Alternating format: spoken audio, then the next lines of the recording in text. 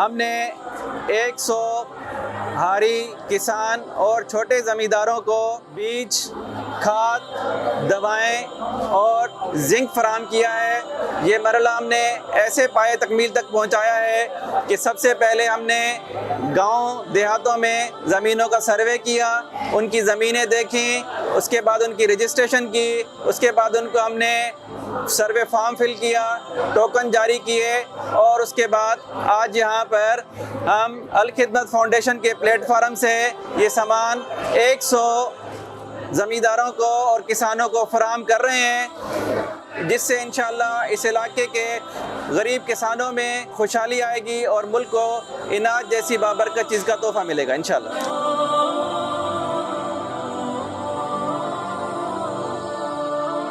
असांजो फसल जो आहे सो सैलाबी बारिश में तमामु ॿुॾी वियो, को फसल न थियो हुयो। असां थोराइता आहियूं अल खिदमत फाउंडेशन आगोश वारनि जा, जंहिं असां ग़रीबनि खे ही ॿिज भाण ऐं जेको आहे सो ॾेई करे ऐं दवाऊं ॾेई करे असां ते अहसान कयो आहे। असां उन जे लाइ दुआगो आहियूं।